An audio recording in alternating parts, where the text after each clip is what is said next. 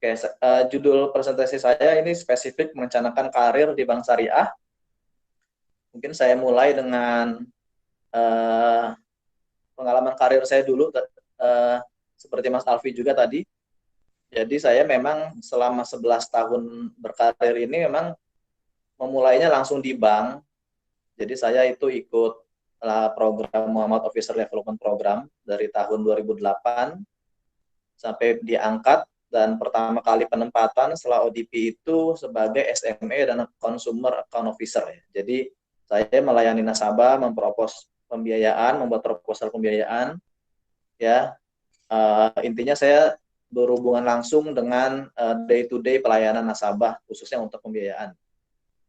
Lalu setelah setahun di cabang Bekasi, saya dimutasi ke kantor pusat ya. Waktu itu kebetulan lagi reorganisasi di Bank Muamalat pasca pergantian manajemen waktu itu dari Pak Riawan Amin ke Pak Arfian Arifin. Jadi banyak divisi-divisi baru yang dibentuk. Nah, saya masuk ke divisi Product Development. Di situ sebagai Liabilities Product Officer yang memegang bisa dibilang semua produk funding ya, karena waktu itu produk development isinya cuma 4 orang gitu, dan yang funding cuma saya aja gitu. Jadi kalau teman-teman mungkin tahu tabungan SARI dulu, saya nggak tahu ya, kayaknya generasi sekarang mungkin nggak tahu kali ya, karena waktu itu umur-umur teman-teman di sini masih SD kali ya. Jadi dulu Muhammad itu sangat terkenal sama dengan tabungan SARI, yang konsepnya itu seperti e-money sekarang lah, tapi waktu itu belum ada e-money. Nah, tabungan SARI itu harus di rebranding lah, karena untuk memenuhi kepatuhan dengan regulasi, dan juga mungkin sebagai bagian dari rebranding Bank Muamalat juga, sehingga nama produknya diubah menjadi tabungan muamalat yang sampai saat ini masih bertahan di Bank Muamalat ya. Dan banyak juga sih selain proyek itu ya, hampir semua produk-produk yang lainnya terkait dengan funding ya, dana pihak ketiga atau simpanan itu saya yang pegang. Nah, di tahun 2012 saya pindah ke BNI Syariah, tapi tidak di divisi produk, saya di strategic planning, karena yang meng-hire saya itu langsung head strategic planning-nya waktu itu. Tapi lebih spesifiknya strategic planning yang saya pegang itu lebih terkait ke project management. Jadi waktu itu BNI Syariah itu baru-baru spin-off project lanjutannya Mas Alfi ya Mas ya. Nah, itu saya masuk sekitar 1,5 atau mungkin ya 1,5 tahun lah, 1,5 tahun setelah spin off itu banyak sekali perubahan gitulah, atau hal-hal yang harus diperbaiki, yang harus dibenahi, proses transformasi di BNI Syariah. Nah, itu saya in charge di situ sebagai project management officer, lalu naik lagi sebagai project management manager, sampai akhirnya jadi senior manager, dan saya sempat juga megang network management ya, yang megang-megang cabang, yang waktu itu kantor wilayah. Tapi karena saya posisinya di strategik, jadi saya juga mengurusi hampir semua hal ya, hampir semua lini di BNI Syariah, semua unit bisnis yang dia terkait dengan perubahan strategi, perubahan bisnis, termasuk juga hal-hal operasional ya. Waktu itu BNI Syariah belum punya divisi operasional, jadi ada pembentukan divisi operasional juga, itu saya juga yang menggawangi juga. Dan ya banyaklah, hampir semuanya, hampir semua aspek di BNI Syariah saat itu. Apalagi waktu itu BNI Syariah bisnisnya banyak sekali, dari mulai komersil, SME, retail, KPR, kartu kredit juga ada di situ, mikro juga ada gitu. Jadi saya belajar banyak hal di BNI Syariah. Nah, mulai 2016 saya hijrah lagi di saat ini di Maybank Syariah, unit usaha syariah ya. Nah, Maybank Syariah ini memang ada dua sebelumnya, ada yang Maybank Syariah yang BUS, Bank Umum Syariah, itu sudah ditutup, sekarang namanya sudah berubah jadi Bank Net Syariah, sudah bukan punya Maybank Malaysia lagi. Sekarang Maybank Syariah hanya yang statusnya UUS, unit usaha syariah, yang tempat saya ini. Sebelumnya namanya BII, Bank Internasional Indonesia, karena BII-nya berubah jadi Maybank, jadi BII Syariahnya juga berubah jadi Maybank Syariah. Nah, di situ saya terakhir sebagai asisten vice president untuk Syariah Retail and Business Banking Analytics. Jadi saya juga masih in charge di project-project bisnis, karena mengurusi bisnis mulai dari komersil juga, SME itu UKM ya, usaha kecil dan menengah, KPR, funding juga. Oke, hal-hal lain lagi bisa dilihat di sini. Saat ini saya juga menjabat sebagai diamanahi sebagai kepala sektor keuangan di Korps Alumni FOSE. Jadi mungkin walaupun saya ini mungkin sharingnya spesifik tentang bank syariah, tapi menurut saya presentasi saya relatif akan banyak menggambarkan juga untuk perusahaan-perusahaan lembaga keuangan syariah yang lain gitu. Oke, next. Nah, saya awali dengan jalur-jalur masuk bank syariah dulu ya. Tadi Mas Alfi juga udah cerita, tapi kalau saya spesifik, gimana sih kalau teman-teman mau masuk ke bank syariah gitu caranya? Ada 3 jalur ya. Yang pertama jalur staff atau clerical. Yang kedua jalur officer development program. Nah ini jalur yang saya masuk ya, ODP. Yang ketiga professional hire. Nah kalau teman-teman fresh graduate itu pilihannya ada 2, yaitu yang sebelah kiri masuk sebagai clerical. Itu biasanya di situ untuk posisi menjadi customer service atau teller di cabang atau back office ya, yang menjalankan transaksi atau urusan operasional baik di cabang maupun di kantor pusat. Bisa juga menjadi RM itu relationship manager yang seperti saya tadi ya, memproses pembiayaan atau mengelola nasabah gitu ya, baik untuk funding maupun financing pembiayaan.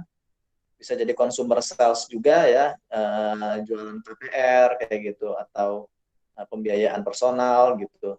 Sales mikro, nah ini lowongan yang banyak nih. Mungkin 5 tahun yang lalu tuh sales mikro nih, karena mikro waktu itu sedang berkembang gitu bisnisnya dan butuh banyak orang. Jadi bisnis mikro itu padat karya, karena pembiayaannya kecil-kecil, jadi yang ngurusin juga harus banyak ya. Verifikator itu artinya pembiayaan ini kan prosesnya panjang gitu ya, jadi nggak bisa dijalankan satu orang, dan dia biasanya ada hal-hal yang harus diverifikasi terkait dengan nasabah atau proyek nasabah atau usaha nasabah. Nah itu ada orang lain yang independen gitu. Bisa juga staff MIS yang tugasnya mengolah data ya, memprovide data, mengolah kebutuhan-kebutuhan terkait pelaporan dan lain-lain gitu ya. Sekretaris ataupun supporting staff di head office nih banyak juga nih supporting staff di head office ya. Nah, pilihan keduanya adalah teman-teman bisa masuk lewat ODP. Nah, kalau lewat ODP ini intinya ini seperti jalur cepatnya gitu. Kalau di kepolisian atau tentara ini jalur perwiranya lah kayak gitu. Jadi kalau teman-teman masuk lewat ODP, itu nanti masuknya posisinya langsung di atas teman-teman yang clerical. Karena kalau teman-teman clerical mungkin dia butuh waktu bisa sekitar 5 tahun untuk bisa menjadi officer. Tapi kalau teman-teman masuk lewat program ODP itu langsung jadi officer ya. Jadi entry levelnya itu langsung officer atau disebut juga assistant manager. Di situ posisinya juga banyak ya, bisa jadi RM juga, tapi RM-nya lebih senior ya daripada RM yang clerical. Ya khususnya itu untuk segmen SME atau komersial yang memang perlu critical thinking yang lebih besar gitu. Bisa juga jadi asisten RM corporate. Nah, RM korporasi ini kan urusannya sangat banyak ya, karena ngurusin nasabah korporasi itu nggak mudah gitu. Bisa diurus sebulan atau 2 bulan baru bisa cair gitu pembiayaannya. Technicality-nya sangat banyak sehingga butuh asisten yang juga levelnya officer gitu. Atau senior RM funding ya, atau tim leader dari teman-teman bisa jadi tim leader untuk RM. Nah, RM-nya itu mungkin teman-teman yang clerical tadi. Nah, teman-teman yang masuk lewat ODP itu bisa jadi tim leadernya. Atau bisa juga kalau mungkin sudah setahun atau mungkin kalau punya pengalaman, katakanlah walaupun masuk lewat ODP, ada juga teman saya tuh dia masuk lewat ODP tapi sudah pernah menjadi clerical di bank lain gitu. Nah, itu bisa juga dia diamanahi langsung jadi kepala kantor kas atau KCP. Tapi biasanya sih setelah setahun atau 2 tahun ODP sih, kalau jadi kepala kantor itu. Lalu bisa juga jadi junior auditor atau jadi officer head office. Nah ini banyak posisi ya di officer head office. Walaupun memang lebih banyak lagi posisi officer itu ya di cabang gitu. Nah, yang ketiga ini bukan buat teman-teman fresh graduate, hanya sebagai informasi aja. Kalau teman-teman sudah punya pengalaman bekerja di bank, itu paling enggak lah katakanlah 3 tahun, itu bisa pindah ke bank lain dengan status professional hire. Jadi nggak perlu lagi lewat program ODP-nya bank tersebut, karena teman-teman sudah dianggap punya pengalaman dan langsung siap untuk bekerja gitu, tidak perlu di training lagi. Nah, ini posisinya biasanya untuk branch manager ya, atau senior RM, RM corporate tadi, team leader, RM, staff IT. Nah, staff IT ini agak unik nih, karena memang dia kualifikasinya sangat khusus ya, teman-teman sudah mengerti ya. Jadi banyak juga yang dia bukan dari bank, tapi mungkin punya kualifikasi IT yang mumpuni, yang dibutuhkan, dia bisa masuk lewat jalur professional hire ini. Ya walaupun mungkin nanti tergantung juga, bisa jadi walaupun professional hire itu beda-beda ya, bisa professional hire biasanya dari middle ke atas sih. Jadi professional hire itu menempati posisi di atasnya ODP dan ke atasnya kayak gitu. Nggak jarang, hampir nggak ada mungkin professional hire untuk posisi yang junior seperti teman-teman ODP. Ada juga posisi senior auditor, manager head office.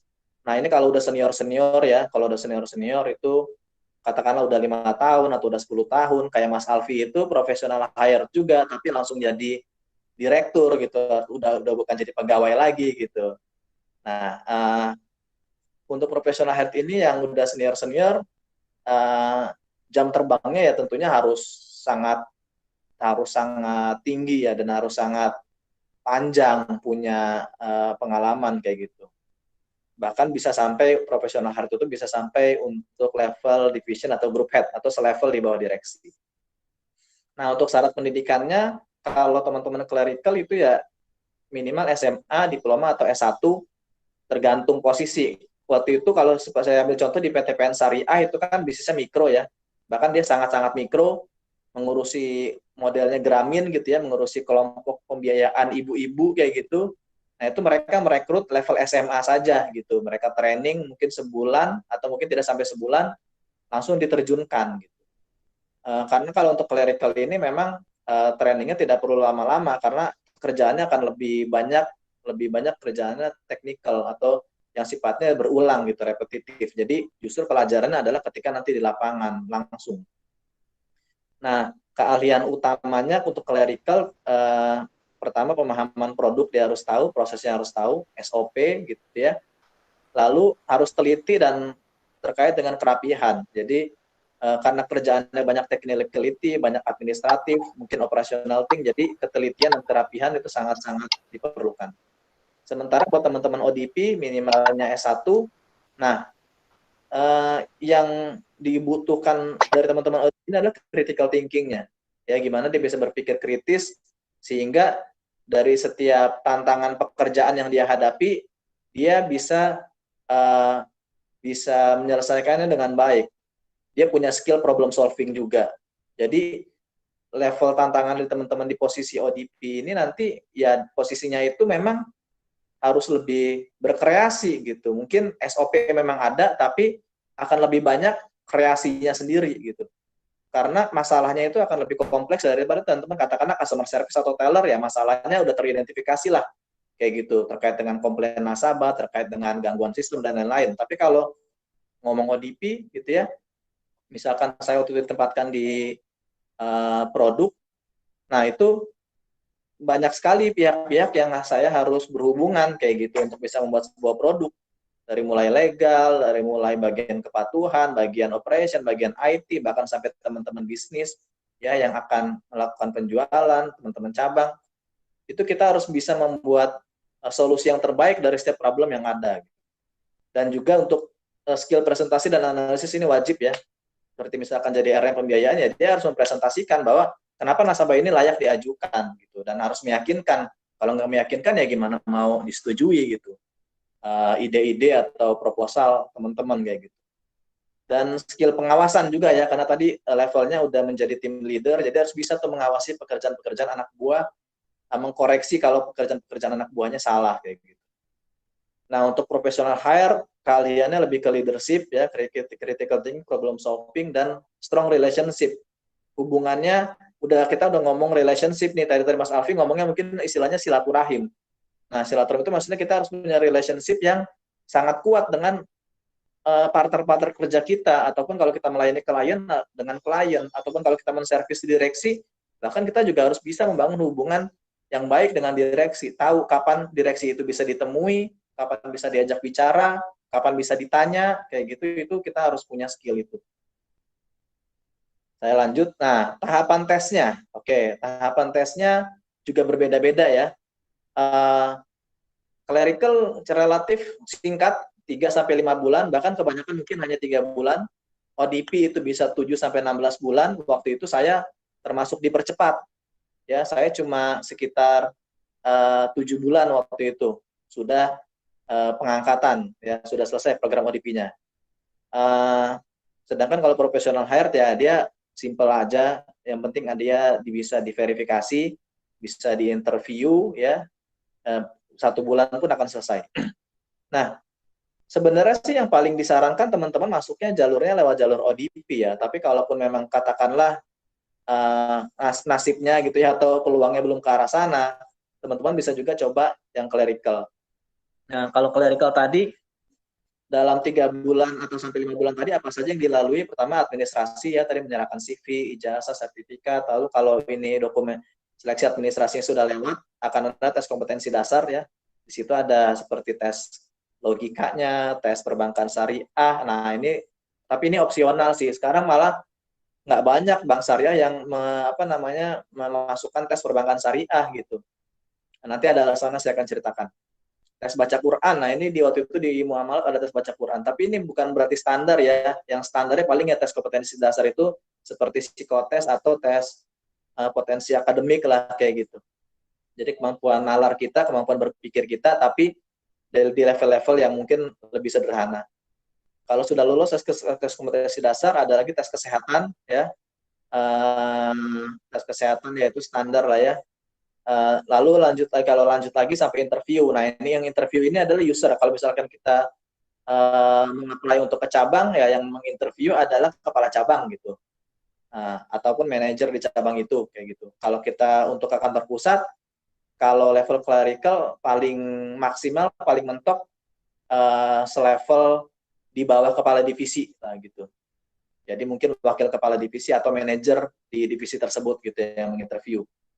Lalu kalau lolos interview, baru deh teman-teman itu dimasukkan on the job training ya. Kalau tadi untuk jadi CS atau teller, pelayanan ya on the job trainingnya langsung duduk melayani nasabah, ataupun katakanlah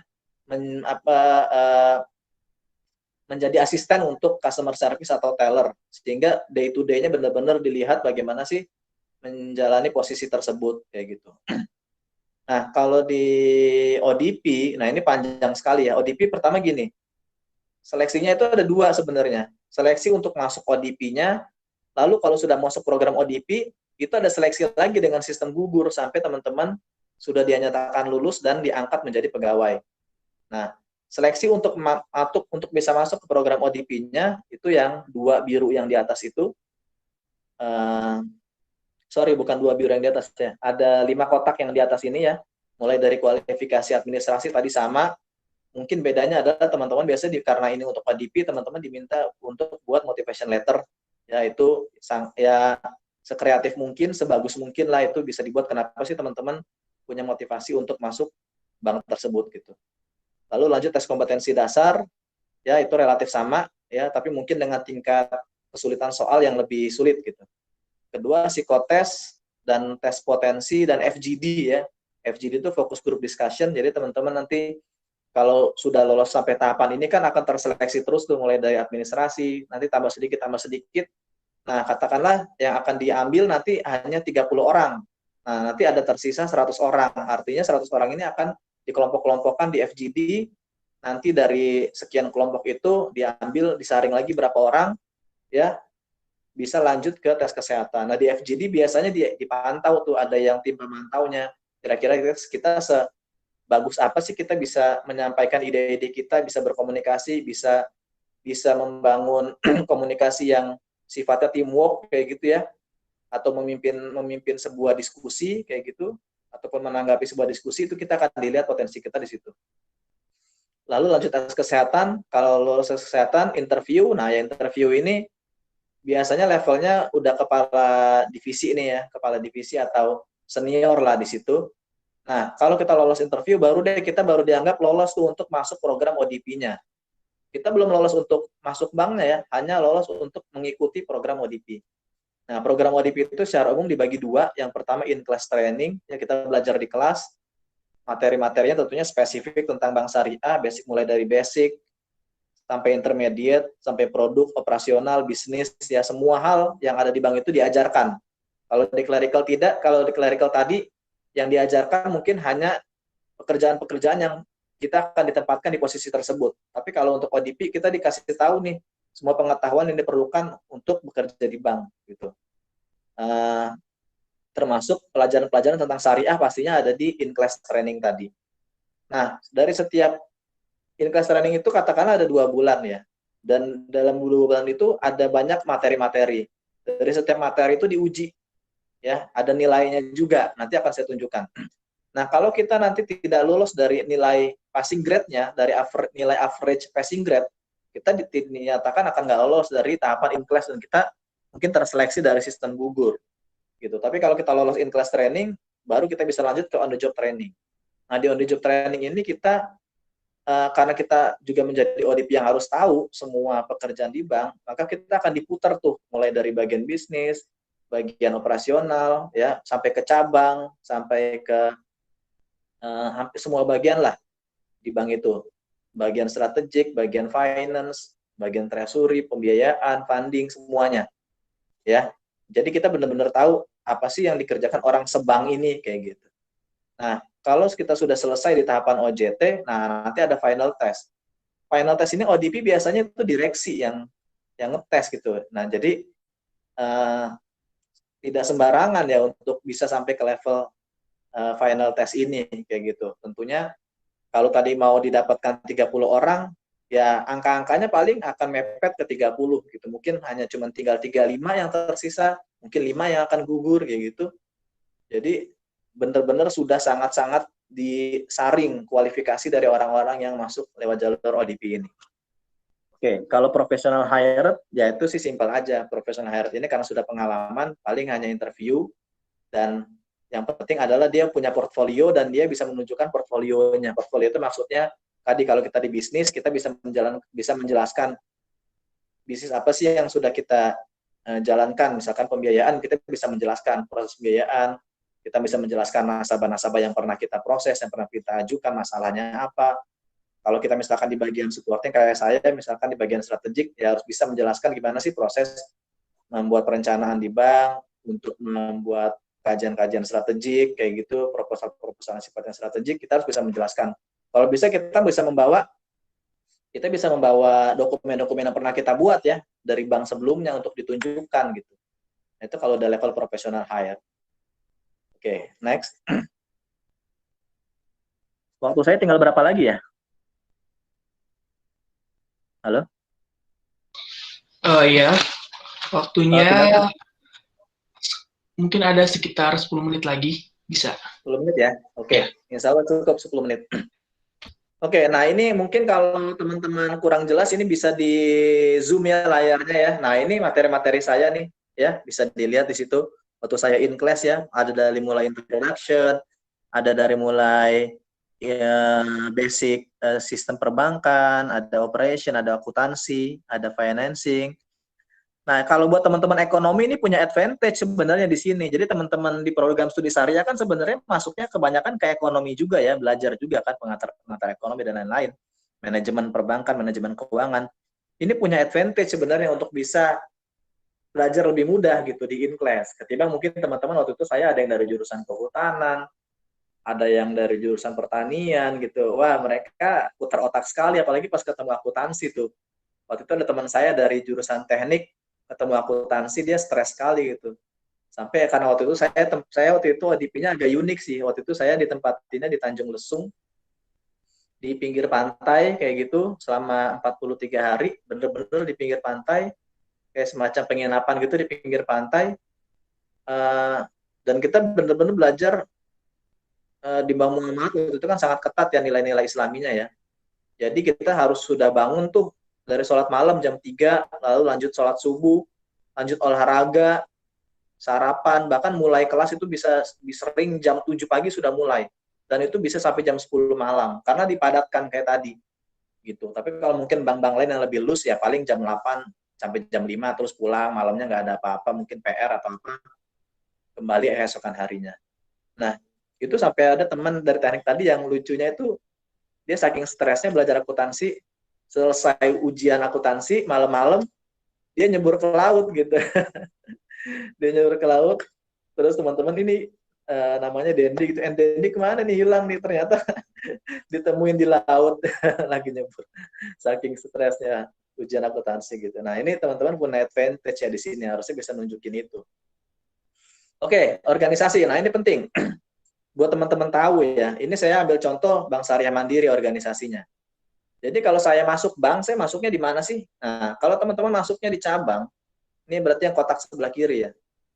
Itu ada beberapa posisi, misalkan teman-teman masuk dari back office ya. Kalau teman-teman masuknya dari back office, dari branches ya, itu ada bisa di back office, bisa di frontliner, itu CS1 teller, sales team, bisa di sales juga. Nah, itu karirnya bisa naik sampai ke branch manager. Lalu kalau di BSM itu ada area, habis area itu ada regional office, habis regional office ada head office. Tapi bukan berarti kalau mau meniti karir ke head office harus seperti ini ya, dari branch, nggak juga. Kalau teman-teman ditempatkan di head office, ya bisa juga langsung ke head office gitu. Kayak tadi saya bilang, bisa juga jadi officer di divisi-divisi di kantor pusat. Artinya ini nggak rumus saklek gitu.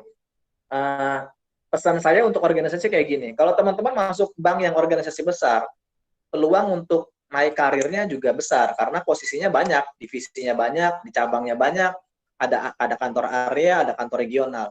Tapi kalau teman-teman masuk bank yang lebih kecil, kayak saya waktu itu di BNI Syariah, dulu belum ada wilayah, habis cabang langsung kantor pusat. Jadi betapa terbatasnya karir orang yang di cabang kalau dia misalkan nggak bisa promosi di kantor pusat.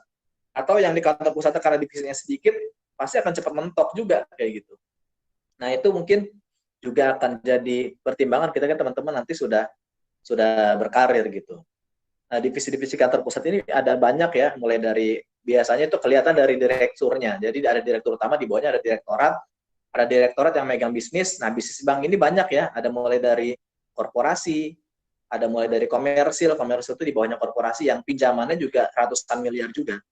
Ada SME itu usaha kecil menengah, ada mikro. Nah, ada direktorat yang ngurusin bisnis, di bawahnya ada divisi-divisi bisnis, ada juga direktorat yang ngurusin operasional, IT, ada direktorat yang mengurusi manajemen risiko, ada yang mengurusi supporting seperti human capital, ada yang mengurusi finance, strategik. Nah, saya pernah di bagian yang strategik ini gitu. Oke, lanjut. Nah, gimana sih kira-kira perjenjang karir saya nanti ya, teman-teman kalau misalkan masuk, saya ambil contoh.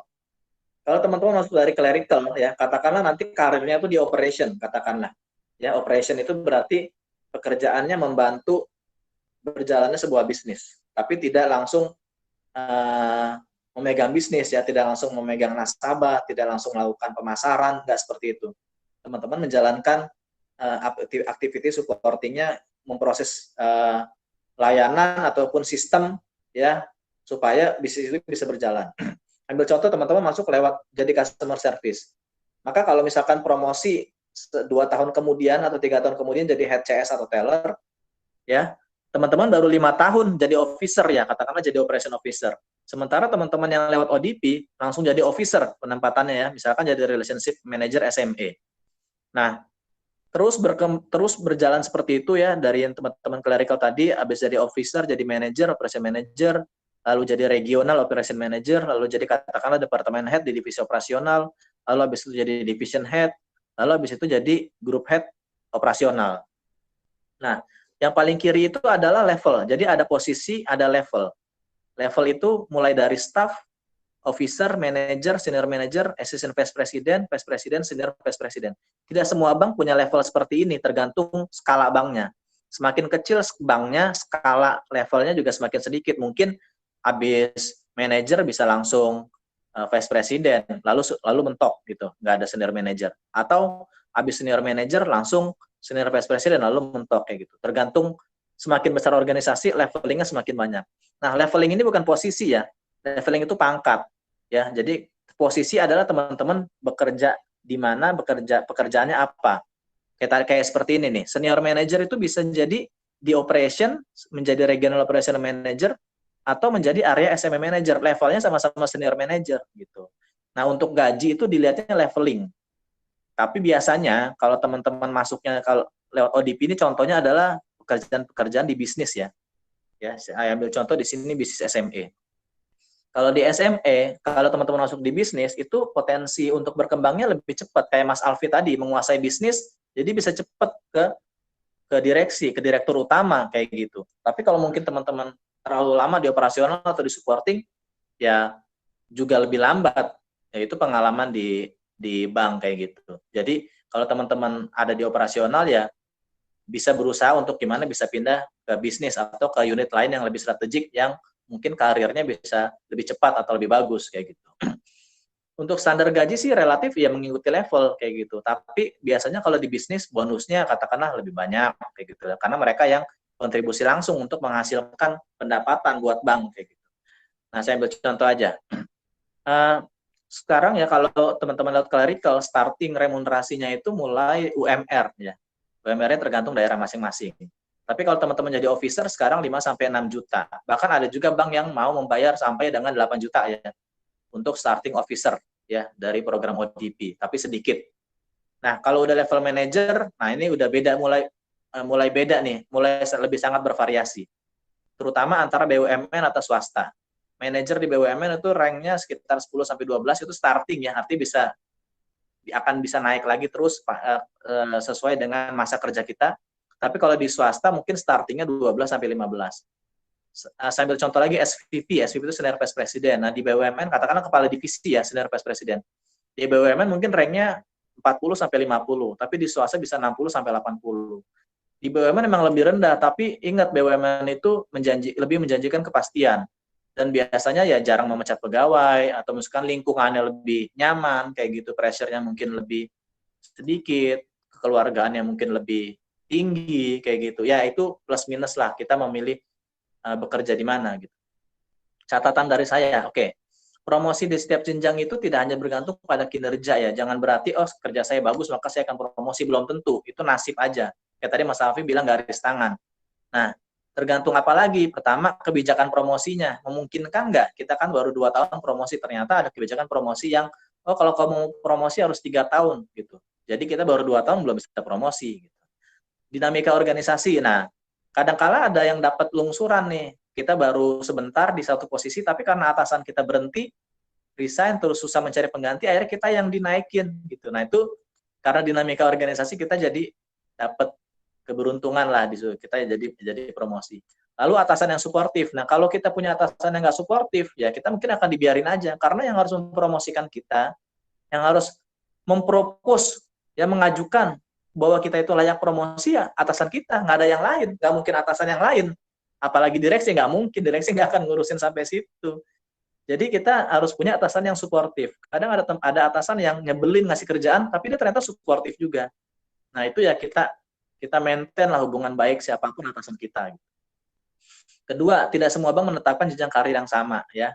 Jadi ya berbeda-beda gitu. Bisa jenjang karirnya bisa loncat lebih cepat atau bisa tadi tergantung dari bank itu punya skalanya seperti apa ya. Kalau skalanya panjang ya jenjang karirnya panjang. 3, posisi pada unit kerja strategik atau bisnis biasanya punya akselerasi karir, peluang akselerasi yang lebih baik tadi saya bilang ya. Jadi kalau teman-teman sebaiknya sih memang, apalagi kalau ODP, dari waktu itu saya dari ODP saya paling banyak waktu itu, standarnya biasa 30, tapi waktu itu saya sampai 70. Nah, dari 70 itu ya hampir 95% mungkin ya, itu masuk ke bisnis. Hanya 5% mungkin yang ada di unit-unit yang administratif atau operasional gitu. Jadi memang ODP itu memang harusnya memang ditempatkan di posisi yang butuh keahlian yang lebih tinggi gitu, untuk bukan hanya untuk mengerjakan pekerjaan yang sifatnya rutin kayak gitu. Next, nah ini advice dari saya. Tadi Mas Alfi udah ngasih advice. Kalau ini advice dari saya, ada 2 pilihan ya teman-teman ya. Karena sebelumnya saya juga udah pernah ngisi ini. Jadi saya sebenarnya pengen materi ini itu nanti disampaikan juga di semua regional gitu. Jadi materi wajib seperti training of trainer gitu. Nah, sebelumnya saya sudah ngisi, kami dari Kavose Sektor Keuangan sudah membuat ini juga, kalau nggak salah waktu itu di bulan Juni ya, kalau nggak salah ya. Nah, saya mau ngasih advice seperti ini. Kalau teman-teman memulai karir, pertama, baru memulai kerja, don't be too picky of your pursuit. Jangan terlalu milih-milih pekerjaan pertama, ya. Boleh memilih, tapi jangan, nanti ini, nanti itu saat ini, apalagi saat ini nyari kerja itu susah, gitu. Jadi, kalau memang itu dianggap saya bisa, dan itu nggak jelek-jelek amat juga, gitu, potensinya ya ambil aja dulu, gitu ya. Kedua, lingkungan yang bagus itu lebih bagus daripada perusahaan yang bagus. Karena kalau kita masuk perusahaan yang bagus sekalipun, pasti dengan cara yang lebih sulit, ternyata lingkungan yang nggak bagus, ya mungkin kita nggak akan betah gitu, ataupun ya kita akan mandek aja di situ gitu. Ketiga, selalu utamakan attitude ya, perilaku sikap kita. Karena kita masih junior, yang paling dilihat adalah attitude kita. Jadi walaupun kita punya skill yang bagus, IQ yang bagus, itu hanya penopang saja. Yang akan paling pertama dilihat oleh bos kita, ataupun rekan kerja kita, ataupun ke partner kerja di unit kerja lain adalah attitude kita. Jadi usahakan kita fokus ke gimana cara menjaga attitude yang baik. Lalu belajar dan belajar ya.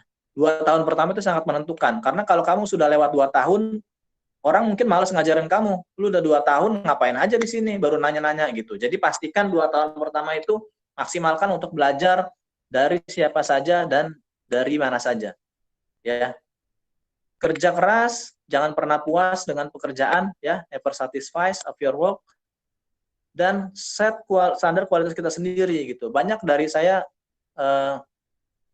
teman-teman yang saya lihat, ataupun saat ini mungkin anak buah saya, ataupun yang lebih junior dari saya, kadang masih baru tapi bikin proposal berantakan gitu, angkanya nggak akurat kayak gitu, terus juga ya kurang bagus tampilannya, juga ya seadanya, sayang gitu. Kalau masih muda, standar kualitasnya itu nggak dikasih yang terbaik gitu, itu sayang sekali kayak gitu. Jadi mumpung kita masih belajar, buktikan bahwa kita punya standar kualitas yang bahkan lebih bagus dari rata-rata di sekitar kita, sehingga itu yang tadi Mas Alfi bilang, kita nggak berusaha show off, tapi prestasi kita lah yang menunjukkan kita kayak gitu. Selanjutnya, mistake is fine but fix it soon.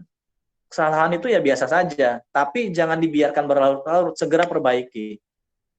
Atasan kita senang kalau kita justru berbuat salah sehingga kita belajar, tapi segera diperbaiki kayak gitu, sehingga selanjutnya ya kita harusnya tidak mengulang kesalahan tersebut. Think like a boss but act like a servant. Kita harus berpikir seperti bos, yang kita tuh mengetahui apa sih yang dipikirkan rekan kerja kita, apa sih yang dipikirkan bos kita, tetapi kita berakting seperti melayani mereka. Kita memberi saran tapi dengan gaya bertanya, katakanlah kayak gitu. Bos, saya kepikir kayak gini, itu mungkin nggak ya? Itu kan sebenarnya memberi saran gitu ya, tapi itu seperti bertanya ke dia. Oh iya, kamu benar. Nah, itu orang akan respect sama kita. Kita ini masih junior, jadi jangan pernah coba untuk berhenti hanya karena bos kita. Ya. Walaupun kita berhenti, belum tentu di tempat lain kita akan ketemu bos yang sama bagus atau lebih bagus, belum tentu juga. Jadi memang kalau karena kita masih junior, ya kita nggak punya pilihan, kita nggak bisa milih bos kita, kayak gitu. Ya udah jalani saja, dan justru itu yang akan menempa kita. Kalau misalkan bos kita mungkin orangnya workaholic ya, atau mungkin kayak saya aja sampai sekarang, saya ya biasa aja ditelepon bos malam-malam atau sebelum jam 8 pagi-pagi ditelepon, ya biasa aja. Kesempatan akan datang di 2 atau 3 tahun pertama. Jadi pastikan bahwa kita selalu menjaga sikap yang baik dan kinerja yang stabil gitu. Kalau kita sudah kelihatan mulai mencela-mencela di 2 tahun pertama, 3 tahun pertama, ya akan sulit organisasi untuk mengevaluasi kita, perusahaan untuk mengevaluasi kita, apakah kita bisa dikembangkan atau tidak karirnya gitu. Tapi kalau kita stabil, ya kita bagus sikapnya, semakin dewasa menyikapi sebuah tantangan pekerjaan, insya Allah yakin pasti kesempatan untuk berkembang itu selalu ada. Oke, nah bagaimana kalau misalkan saya belum ketemu nih pekerjaan saya? Nah, karena mungkin sulit ya, ataupun lebih terbatas, cobalah magang. Saran saya cobalah magang. Tapi saya udah lulus, Kak. Nggak apa-apa. Magang nggak harus berarti kamu belum lulus. Karena banyak juga perusahaan yang seneng sama teman-teman yang magang gitu. Nah, magang ini akan memberi keuntungan kita nanti kalau misalkan kita sudah selesai magang lalu kita meng-apply sebuah pekerjaan, sedangkan kandidat lawan kita adalah belum punya pengalaman magang, harusnya kita lebih diprioritaskan karena kita dianggap sudah punya pengalaman. Gitu. Jadi bagaimanapun magang akan memberikan nilai tambah. Kita akan lebih punya pilihan ketika kita magang, karena kalau kita pekerjaan permanen, ya lebih sulit. Misalkan kita teman-teman waktu itu mau masuk mana, Astra, atau Unilever, atau bank yang besar, kayak gitu ya, BSM gitu. Ketika lewat magang, dengan gampang diterima, orang bukan pekerjaan permanen, ya mungkin kamu mau kerja nggak, kamu bisa nggak sampai 6 bulan, bisa masuk gitu kan. Kan lebih gampang kan, ketimbang kalau kita mau jadi pegawai permanen, ya belum tentu, lewatin dulu seleksi yang tadi. Tapi dengan kita sudah pernah ada di BSM, katakanlah, ya di BNI Syariah, kita jadinya, oh kamu udah pernah ya di BSM, oh kamu udah pernah di BNI Syariah, bagus nih kamu nih, kayaknya kamu bakal kepake. Akhirnya kamu jadi punya advantage untuk menjadi ketika nanti meng-apply untuk pekerjaan permanen kayak gitu. Tapi jangan lupa, jangan sampai kamu magang di tempat yang administratif ya. Coba bekerja di magang di tempat yang sifatnya strategik atau pekerjaan itu dynamic ya. Seperti di bisnis, mengurus program, mengurus nasabah gitu ya, mengelola katakanlah cabang-cabang ya, mengelola proposal-proposal, mengelola event kegiatan gitu yang dynamic, yang menempa kita. Bukan cuma yang bantuin input data, ya bantuin meng-enter komputer gitu ya, meng-enter sistem, jangan yang kayak gitu ya. Jangan terlalu malu, don't be too shy to ask question, jangan malu-malu untuk bertanya. Karena orang yang, kalau saya tuh seneng, anak magang nanya tuh seneng, jangan yang diem-diem aja malah nggak seneng gitu. Cobalah, tapi nanyanya ya dengan polite ya, dengan sopan, dengan senyum kayak gitu. Karena justru dengan status kita magang ya memang itu tugas kita ya, selain bekerja adalah bertanya supaya kita jadi lebih kaya lagi gitu, bisa lebih bagus lagi kerjanya. Dan kalau bertanya, usahakan jangan hanya bertanya tentang pekerjaan kita. Kalau kita kerjanya tentang di bisnis, coba tanya banknya, Pak, bank ini sebenarnya gimana sih Pak? Pak, dibanding bank lain gimana sih? Pak, kalau di pekerjaan di sana bagaimana sih? Kita, mentor kita jadi seneng, oh ini orang ini ternyata berpikirnya luas juga ya kayak gitu. Mempertanyakan hal yang di luar pekerjaannya, akan melihat jadi, oh anak ini punya potensi nih, anak ini berpikirnya luas nih, anak ini open mind kayak gitu. Kita akan lebih disenangi. Dan jangan magang kurang dari 6 bulan, karena nanti kalau dikurang dari 6 bulan, apalagi cuma 2 bulan, ya itu kurang berarti lah gitu di CV gitu lah, kurang dihargai. Kamu ngapain 2 bulan, baru juga masuk udah pergi lagi kayak gitu kan. Terakhir, karena kamu dibayar sukarela ya, magang itu walaupun kamu dibayar ya istilahnya sukarela, kamu nggak diekspektasikan banyak, sehingga kamu bisa men-set ekspektasi kamu sendiri. Saya magang, saya pengen belajar ini, A to Z, walaupun kerjaan saya hanya A to C, tapi saya pengen belajar A to Z. Gitu. Kamu bisa membuat ekspektasi itu. Kamu bisa datang lebih awal, kamu bisa pulang lebih akhir, kamu bisa diskusi di jam istirahat, kamu bebas berkreasi sebagai anak magang. Itu mungkin kelebihan kalau kamu, dan saya yakin kalau apalagi di masa pandemi ini mungkin pekerjaan belum ada, tapi kesempatan magang kalau musuh nanti udah mulai banyak lagi yang WFO, yang bekerja dari kantor, peluang magang itu selalu ada. Kalau asalkan kamu rajin-rajin silaturahim bertanya tentang peluang magang. Oke, ini hanya data sebaran alumni ya. 73% di perbankan, sekarang udah ada yang direksi, udah ada yang officer, sekian banyak bisa dilihat. Nah, ini pertanyaan bisa dibaca, kenapa sih program studi ekonomi syariah banyak yang nggak masuk? Ya, karena tadi syariah itu hanya sebagian nilai tambah. Ya, karena pada akhirnya toh, pertama, kamu mengerti nggak praktik sehari-hari di bank syariah itu? Belum tentu juga kan?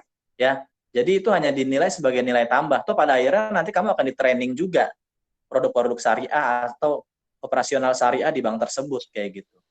Tapi kalau misalkan katakanlah, kamu ada program studi lain, anak kehutanan gitu, sama-sama bagus, ngomongnya skillnya bagus, komunikasinya bagus, tes potensi akademika bagus, tapi kamu punya kelebihan mengerti produk syariah, mengerti market syariah, sudah tahu ya praktek syariah, kamu pasti akan dipilih. Gitu. Jadi program studi syariah itu hanya sebagai advantage. Ya, kenapa sih banyak yang nggak diambil? Karena tadi, ya, karena kompetensi utama di sebuah posisi itu sebenarnya bukan syariahnya, gitu. Saya ada kemarin diskusi sama Mas Bayu Arifianto yang juga ngisi di sesi klinik akademisi. Saya bilang, yang bikin banyak alumni program studi syariah itu tidak masuk ke bank syariah adalah karena memang posisi-posisi di kebanyakan lembaga keuangan syariah, kompetensi utamanya bukan syariah. Saya ambil contoh tadi relationship manager. kompetensi utamanya bukan syariah, kompetensi utamanya adalah gimana bisa menjual, gimana bisa mengelola nasabah, membangun hubungan dengan nasabah. Aspek syariah itu adalah aspek product knowledge yang nanti juga akan di-training juga pada akhirnya kayak gitu. Tapi akan lebih bagus kalau kamu sudah matang konsepnya. Mungkin kayak gitu. Saya nggak perlu panjang-panjang, nanti kita diskusikan aja di sesi tanya jawab dengan pantun. Anak gadi alah gadang, pai barangke. Temelas Universitas Negeri Padang, memang oke. Terima kasih. Assalamualaikum warahmatullahi wabarakatuh. Nah, oke, kita sekarang sudah mencoba melihat room chat yang sudah ada beberapa pertanyaan. Mungkin saya ke pertanyaan yang untuk Bang Kindi dulu ya. Oke, baik. Di sini ada Muhammad Trisuhada, Kasai Fordes, UIN Bandung. Izin bertanya Kak Kindi Miftah, langkah awal magang di magang Bank Syariah apa aja? Dan pengalaman pertama Kak Kindi masuk dunia Bank Syariah. Nah, seperti itu pertanyaannya. Langkah awal magang dan di magang Bank Syariah mungkin apa aja, dan pengalaman pertama Bang Kindi masuk dunia Bank Syariah, seperti itu Bang. Terima kasih. Oke, makasih Abid. Abid dari UNB bukan ya? Bukan, saya dari Taskia. Oke. Oke, tadi saya sudah jelaskan ya, pertama kali saya masuk ke Bank Syariah lewat program ODP Bank Muamalat yang waktu itu dibuka di tahun 2008.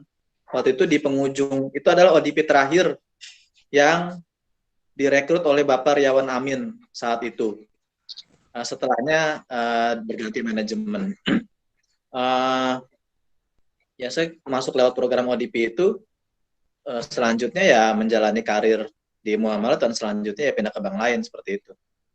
Mungkin tadi banyak pertanyaan terkait magang ya. Jadi karena kondisinya memang sedang seperti ini ya, dan diprediksi impact COVID itu bahkan bisa 2-5 tahun. Alhamdulillah sih kalau saya lihat data terakhir sih bank-bank ini belum banyak melakukan pengurangan pegawai lah, karena yakin sebenarnya angka sales-nya kalau saya perhatikan, Mas Alfi mungkin bisa bantu confirm juga ya di HIK bagaimana. Kelihatannya waktu itu sempat drop karena orang-orang takut corona gitu, padahal coronanya belum sebanyak sekarang. Sekarang ketika coronanya udah 150.000, ketakutannya justru turun. Sehingga orang-orang jadi lebih terbiasa keluar rumah walaupun coronanya lebih banyak. Nah itu akhirnya berdampak pada, misalkan ambil contoh, mau akad KPR, mau pembiayaan KPR, tadinya takut nggak mau memproses pengajuannya, akhirnya drop KPR. Tapi kalau kita lihat sekarang ya orang udah biasa aja datang ke bank, mungkin dengan protokol kesehatan, melakukan akad dengan bank, akhirnya angka penjualan KPR juga mulai terkerek kembali kayak gitu, walaupun mungkin lagi-lagi belum ke angka normal seperti tahun-tahun sebelumnya kayak gitu. Tapi artinya bank-bank ini masih optimis untuk mempertahankan pegawainya. Artinya apa? Artinya mungkin posisinya masih ada, tapi posisi baru belum tentu ada. Nah, karena posisi baru belum tentu ada, maka mungkin peluang teman-teman tadi masuk lewat magang, mungkin magang itu juga ada uangnya juga ya, mungkin uangnya cuma habis buat teman-teman kalau rajin beli pulsa ya habisnya buat pulsa sama transport kayak gitu. Tapi ya nggak apa-apa, toh masih sama orang tua kan kebanyakan kan ya, setahun sama orang tua oke lah kayak gitu. Saya aja waktu itu juga baru menikah ya setelah 3 tahun ya bekerja ya, dan masih tinggal sama orang tua, dan kita juga masih bisa lah membantu orang tua. Nah, apa sih tips magangnya? Tadi ada yang bertanya ke saya kalau saya lihat di room chat. Apa sih proses magang? Kalau proses magang ya nggak ada apa-apa, cuman sekedar kamu dapat informasi magang, kamu kasih CV kamu, interview selesai. Kalau kamu yang penting sih komitmennya, kamu bisa pertama akan dilihat juga kamu itu orangnya terlalu pasif atau enggak. Kalau terlalu pasif ya terlalu pendiam, nggak percaya diri, pas ada interview matanya nggak berani menatap, ya bagaimana mau direkrut magang kayak gitu ya. Tapi kalau kamu percaya diri, kamu menunjukkan bahwa kamu punya komitmen, ya insya Allah akan direkrut kalau memang kebutuhannya memang benar-benar ada. Dan saya pun saat ini masih butuh anak magang gitu di tempat saya. Walaupun karena lagi work from home jadinya ya dikurangi gitu anak magangnya. Tapi nanti kalau sudah mulai work from office, mulai banyak yang kantor lagi, saya pikir banyak. Nah, di situ selesai kamu interview, ya udah kamu langsung bisa masuk gitu. Mungkin seminggu kemudian gitu ya, atau nggak nyampe sebulan ya kamu bisa langsung masuk. Dan kamu membantu pekerjaan-pekerjaan di mana unit kamu ditempatkan. Tadi ada yang bertanya ke saya, kalau saya udah ditempatkan di tempat yang administratif, strateginya bagaimana, Kak? Ya jalani saja. Tapi kan kamu di kiri kanannya kan banyak juga bagian-bagian lain, ya kan kamu bisa minta juga, Pak, Kak, saya ditempatkan di sini, tapi saya pengen juga dong belajar di sana, boleh nggak saya nerusin magangnya di sana, kayak gitu. Ya bilang aja menurut saya, dan itu akan lebih mudah sih switch-nya kayak gitu. Asalkan memang diizinkan sama bosnya, atau mungkin di unit di tempat lain, oh iya saya juga lagi butuh nih, teman-teman magang, kamu pindah ke sini aja, kalau memang di situ sudah tidak terlalu dibutuhkan, kamu bisa pindah juga. Atau kalau memang kamu memang tetap harus stay di unit sekretaris tersebut, katakanlah kamu bisa, karena sore hari gitu ya, ataupun jam istirahat, kamu bisa berdiskusi, kan kamu bisa membangun hubungan dengan pegawai di unit yang lain juga ya. Ya, katakan satu lantai kan bisa jadi ada terdiri dari beberapa unit. Mungkin aja kamu misalkan, Pak, saya mau belajar juga dong di unit ini, minta izin kayak gitu ya, mungkin akan diizinkan juga. Menurut saya sih itu bukan hal yang sulit, karena kamu bukan pegawai permanen. Dan perusahaan pasti tahu kamu itu magang itu belajar. Jadi kamu harus dikasih hak untuk mempelajari apa saja, selama mungkin itu bukan data-data konfidensial ya. Kalau data-data konfidensial mungkin kamu hanya akan diceritakan, tapi mungkin datanya tidak dikasih ke kamu kayak gitu. Sangat fleksibel lah kalau menurut saya, kalau magang ketimbang mungkin justru ketimbang pekerjaan permanen kayak gitu. Tapi lagi-lagi mungkin di awal kamu ya gimana supaya saya mau magang tapi nggak masuk ke bagian administratif, ya dari awal kamu harus tahu dulu bahwa kamu itu akan ditempatkan di mana, kira-kira mengerjakan apa. Nggak masalah, itu pertanyaan kayak gitu pertanyaan yang biasa kok saat kamu interview magang kayak gitu. Ya feeling ini aja sih, feeling easy aja gitu loh untuk kamu bisa berkomunikasi. Jangan banyak anak magang di saya tuh masuk terus diem kerjain kerjaan, ya akhirnya kita juga ya, kamu maunya apa sih sebenarnya di sini, mau ngerjain kerjaan gitu aja ya kamu kerjain aja kayak gitu. Jadinya kita malah nggak dikasih kesempatan berkembang. Mungkin begitu terkait magang ya. Terima kasih. Nah, dari Nabil Gibran, Kak Saif, oke. Assalamualaikum, saya ingin bertanya, jika ingin berkarir sebagai praktisi yang profesional di bidang tertentu, misalnya pasar modal syariah atau di Kenex, jika ada kesempatan melanjutkan S2, lebih baik S2 dulu atau bagaimana? Mungkin bisa dijawab, Bang Kindi Miftah. Tergantung kesempatan yang datang dulu yang mana ya. Kalau dapat beasiswa dulu S2 ya bagus, tapi kalau yang datang duluan ternyata adalah bekerja di industri yang memerlukan gelarnya S1 saja, ya ambil aja gitu dari industri. Karena menurut saya juga gini, saat ini yang dibutuhkan di industri lebih banyak justru kemampuan yang sifatnya applied ya, yang aplikatif. Yang kalau mungkin itu diperlukan gelar ya yang lebih ke sertifikasi seperti itu untuk mengakui kompetensi kita. Dan saat ini kalau saya lihat teman-teman yang sudah ada di industri lebih mengejar gelar sertifikasi ya ketimbang gelar akademik S2 gitu.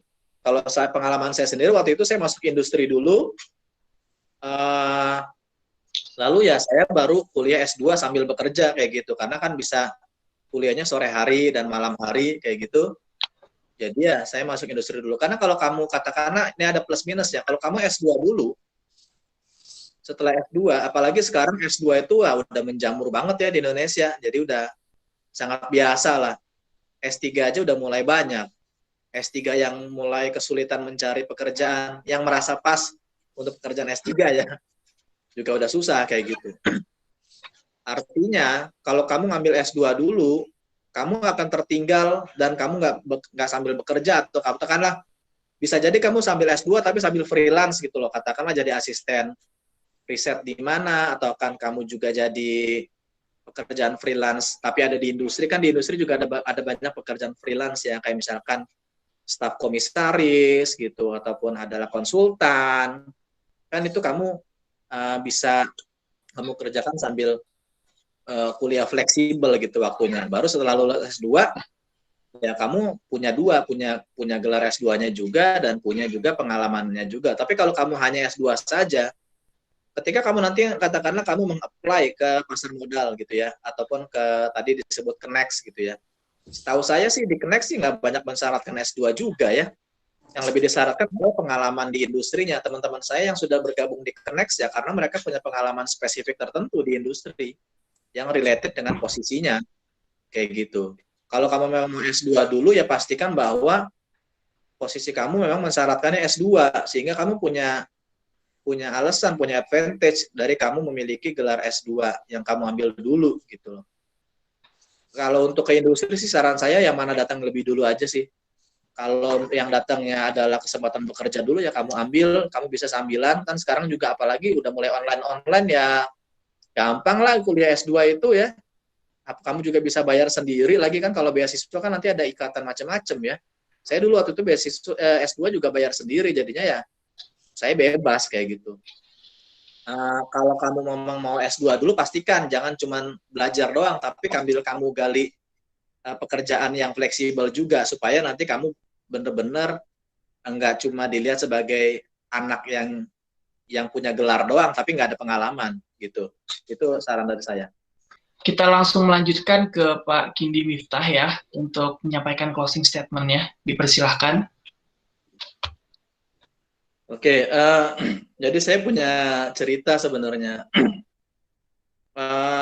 Teman dekat saya itu Pak Hendro Wibowo, mungkin udah kenal juga ya, dia lebih familiar dari saya di POSE. Waktu itu saya masih diminta mengajar lah di sana di SEBI. Lalu saya kasih pandangan, ini teman-teman SEBI hebat nih, militan. Daya juangnya tinggi, semangat belajarnya tinggi. Ini justru nih sumber daya yang dibutuhkan nih sama Bank Syariah nih untuk bisa nembus market-market konvensional gitu, untuk bisa menembus market-market yang selama ini harusnya di-approach sama Bank Syariah. Tapi sayangnya teman-teman ini justru banyak gagal gitu ketika masuk di Bank Syariah. Kenapa? Karena ternyata ada dua hal. Yang pertama, tidak lulus saat tes potensi akademik. Yang kedua, tidak percaya diri ketika di interview. Akhirnya waktu itu kebetulan Pak Hendro punya istri yang juga konsultan psikologi. Mereka berdua bikin program membantu SEBI gimana supaya teman-teman itu dibekali dulu sebelum lulus. Itu ada juga tes potensi akademik seperti simulasi kayak gitu dan teknik interview dan lain-lain kayak gitu, sehingga waktu itu banyak teman-teman yang awalnya minder kalau misalkan masuk untuk ikut seleksi di Bank Syariah. Nah, saat ini saya lihat teman-teman SEBI sudah mulai banyak ya di Bank Syariah. Begitu juga teman-teman Tazkiyah, karena tadi mereka sepertinya sudah mulai tahu kuncinya. Karena keahlian syariah saja atau pengetahuan syariah saja yang itu juga hanya bersifat teoretis, itu tadi lagi saya bilang tidak menjadi pertimbangan utama. Kalau apalagi tadi untuk masuk, Mas Alfi bilang masuk membuka pintunya itu nggak pas kuncinya kayak gitu. Jadi teman-teman jangan terlalu percaya diri dengan sudah punya background syariah, sudah bergabung di FOSE, karena di dunia industri ini ya lebih banyak teman-teman yang non FOSE yang masuk, karena kan kita juga mungkin hanya sekedar berapa persen ya dari angkatan kerja kayak gitu. Dan saya sih berharap lebih banyak teman-teman FOSE yang bisa masuk ke industri yang semilitan dan seidealis teman-teman ini kayak gitu. Tapi tadi kuncinya, jangan lupa bahwa kita harus tahu, kita harus bekali diri kita dengan apa sih yang akan disyaratkan tersebut. Itu poin saya yang pertama. Poin saya yang kedua adalah cobalah tampil out of the box. Out of the box artinya nggak usah lebay juga. Banyak CV yang saya lihat itu hanya 1 lembar. Oke lah, 1 lembar itu kekinian, tapi nggak banyak menceritakan pada akhirnya. Padahal yang pengen banyak diketahui interviewnya adalah apa sih yang sudah kamu lakukan sehingga itu memperkaya diri kamu, sehingga menjadi pengalaman berharga yang bisa kamu bawa ke institusi di mana kamu akan melamar kayak gitu.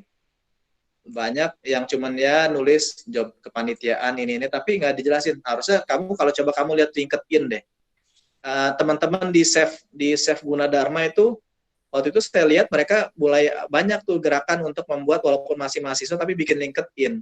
Itu untuk melatih supaya bisa bercerita tentang dirinya sendiri, apa yang sudah mereka kerjakan, tapi mungkin bahasa-bahasanya ya masih banyak perlu disempurnakan lah. Nah, teman-teman harus cerita tuh, apa sih yang saya kerjakan selama ini, apa sih skill yang saya dapat, apa sih knowledge yang saya dapat yang akan bermanfaat untuk institusi di mana saya berada. Dan terakhir, kalau teman-teman nanti sudah masuk ya ke industri, jangan lupakan idealisme, bahwa teman-teman di situ jangan jadi seperti biasanya mengikuti arus aja, tapi cobalah buat perubahan apa yang kira-kira bisa dikontribusikan di unit sekecil apapun di mana teman-teman berada, karena di situ fungsi teman-teman FOSE yang mungkin berbeda dengan teman-teman yang secara umum. Mungkin dari saya seperti itu, tetap semangat. Assalamualaikum warahmatullahi wabarakatuh.